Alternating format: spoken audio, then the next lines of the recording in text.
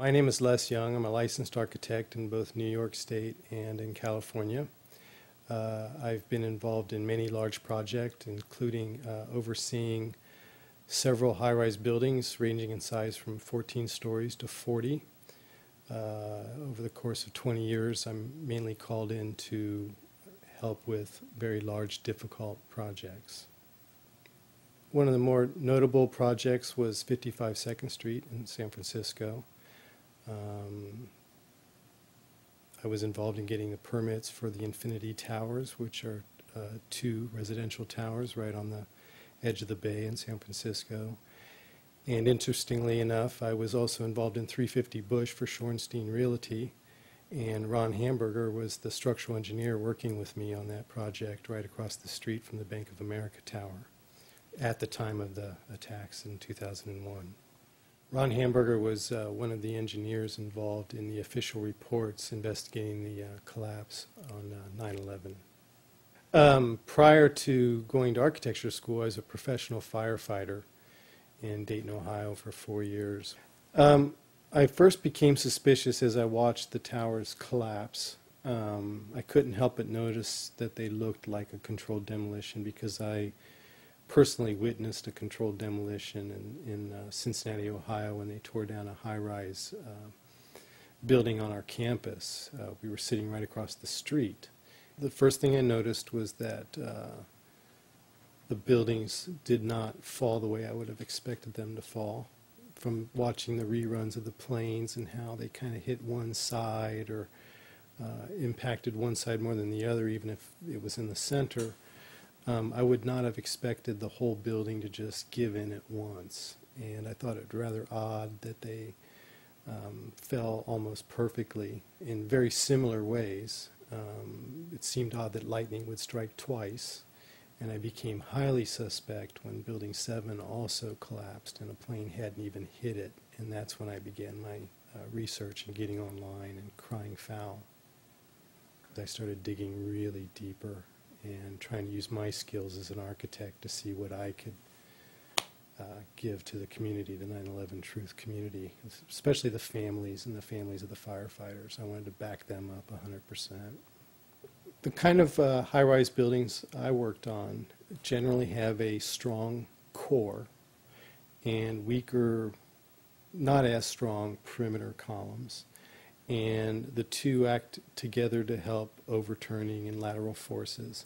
So I do know that the World Trade Center, because of its height, had an extremely strong core of, I believe, 47 massive columns in the center, surrounded by these perimeter columns. And then that helped with the tilting in the wind. It's still tilted. People would actually get seasick at the top. I've never been to the top, but I've spent a lot of time at the bottom, so I've seen them up close. And again, when I watched them fall, I could not see how those massive, very thick columns could just snap like that. I would have expected most of them to stay intact with the floors collapsing around them. And what we should have had was a bunch of floors pancaked at the bottom with these spikes sticking out. But the fact that it was all reduced to rubble and powder just did not make sense at all. And the way the beams and the window mullions and things went up and out, that kind of stuff can't happen with just pure air pressure of floors getting sandwiched together.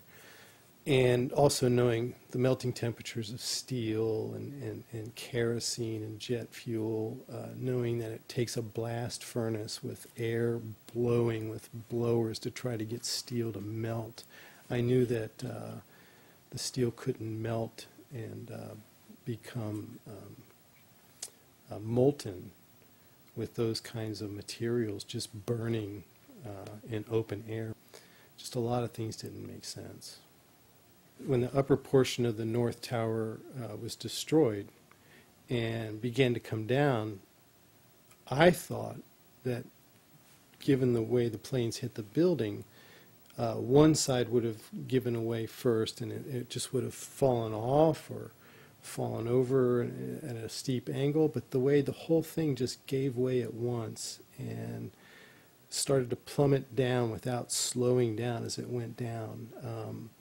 Again, just like the controlled demolition I witnessed personally, it just was going so rapidly down, it just didn't add up the way the whole thing sort of pile drove itself into the ground and all at near free fall speed. The impact of the floors pancaking upon themselves would create gushes of air out the side, but not the kind of explosive force that we saw that would throw I-beams across the street into the windows of other buildings. When the South Tower was destroyed, at first it looked like it was going to land in the street or take a building out next to it, and then all of a sudden it disappears in this huge cloud of smoke, which didn't seem to make sense at the time as to how the whole thing could just sort of cave in on itself and disappear into a pile of rubble like that so completely without anything sticking up, left over, the building falling sideways, and again this explosive force that was blowing debris across the street. I would not have expected from just the floors pancaking and the gushing air pushing heavy steel up and out against gravity. As odd as the North and South Towers were to me and seemed suspicious, and I watched with disbelief, when I watched Building 7 collapse, it basically left no doubt in my mind that something was wrong. Building 7 had not been hit by a plane. There were a few small fires, but the fact that it fell in on itself in just 6 seconds in a classic controlled demolition fashion left no doubt in my mind that something was wrong. And the fact that no one was talking about that, to me it was obvious that there was some controlled demolition and some explosions involved. But I would have thought that it would be obvious and that they would be bringing this up and looking into it and investigating the explosions and the way that these buildings fell. And that's when a lot of us joined forces and decided to look into it deeper on our own. In my previous career as a firefighter, normally you'd never be afraid to go into a Type 1 building because they're not combustible, and you would just charge at it and put the fire out. I remember as building North and South Towers were burning, all that was going through my head was the plane that crashed into the Empire State Building, and the firefighters merely went up and eventually put the fire out. We've all seen news clips of high-rise buildings burning in South America and in Spain, and eventually the firefighters were able to put them out, and just a few floors were burnt. And that was kind of the response I expected to see that day, and I'm sure the firefighters, that's what was going through their heads. But never in my training were we ever taught that these type of buildings could just collapse in on themselves. And the wood frame building, yeah, that happens all the time, but not a Type 1, Type 2 high-rise building. There's definitely much more going on than just fire. The jet fuel can't get hot enough to make an entire building just collapse in on itself like that. What a lot of people I don't think realize is that the majority of the jet fuel was burnt up instantly in the big fireball, and it was gone. The fires that were left were office furnishings and carpet and things like that. A lot of things in these kind of buildings have to be fire resistant by nature. It's required by code. So there really isn't a whole lot of fuel in there to begin with.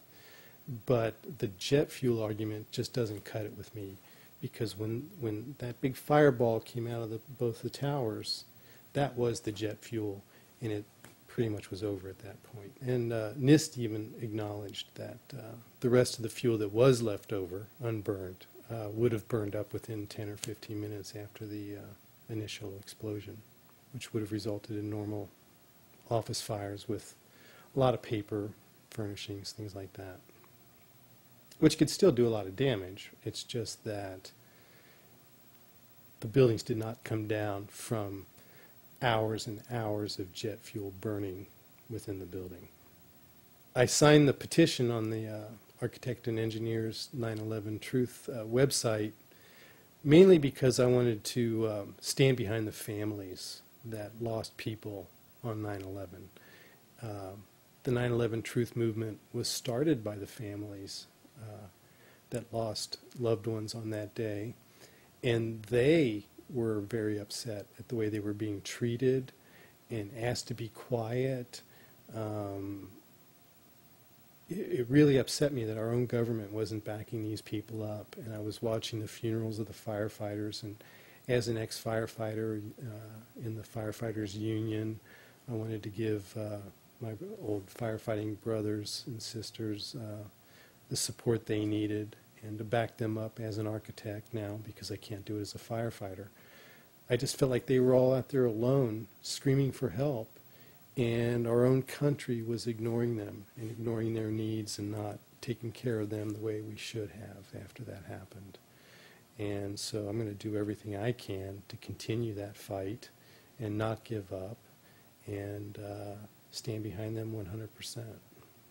The reason I still stand behind a new investigation is I think enough time has passed that people are starting to wake up, and they're realizing that we're all not a bunch of conspiracy nuts, and people are beginning to listen, whereas I don't think they were capable of listening before. And we need to come together again as a country. I believe that this one event split our country in half. And the only way we're going to come back together is to reopen the wound, talk about this in an open dialogue, and I'm talking everyone, the debunkers and the conspiracy theorists and everyone, come together, relook at the evidence. I think it's very important that it be an independent commission.